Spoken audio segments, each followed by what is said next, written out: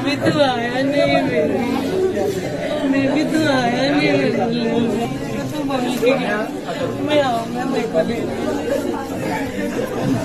एक तरफ देश आईपीएल में उलझा हुआ है और लोग सट्टे में आईपीएल पर पैसा लगाकर अपना और अपना घर बर्बाद कर रहे हैं। वहीं हरियाणा के रेवाड़ी का एक नौजवान देश के नाम अपनी शहादत लिखकर चला गया। मैं बात कर रहा हूं शहीद सिद्धार्थ यादव की।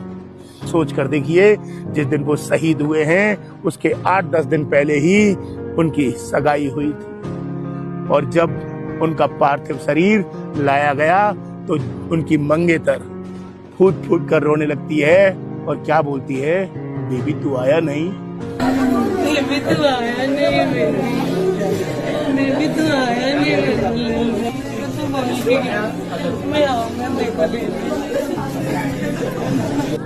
पूरा देश जब ये सीन देख रहा था तो पूरे देश के लोगों की आंखें नम हो गई। हरियाणा को ऐसे ही वीरों की भूमि नहीं कहते। हरियाणा के अगर किसी भी घर का दरवाजा खटखटा दोगे ना या किसी भी चौखट में खटखट कर दोगे ना तो शायद वहां से शहीद के परिवार का कोई सदस्य निकलेगा। क्यों? क्योंकि हरियाणा के लोग सामान्यतः देश के लिए अपनी जान देने में सबसे आगे आते हैं।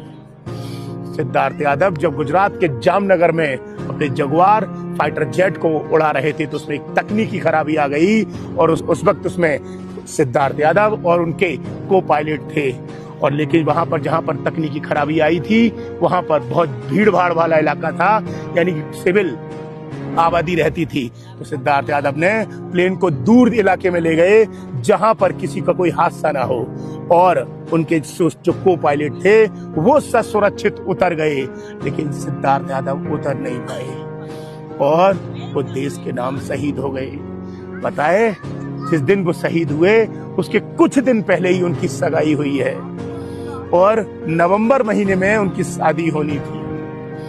वो लोगों को एक संदेश देके चले गए कि देश सबसे ऊपर होता है, जनता सबसे ऊपर होती है, अपना स्वार्थ बाद में होता है और अपनापन देश और जनता सबसे ऊपर होती है। इसीलिए देश के नाम व्यक्ति शहीद हो गया और वहां जो हजारों लोग रहते थे उनकी जान बचाने के लिए वो खुद अपनी शहादत दे गए, लेकिन लोगों को नुकसान नहीं पहुंचने दिया।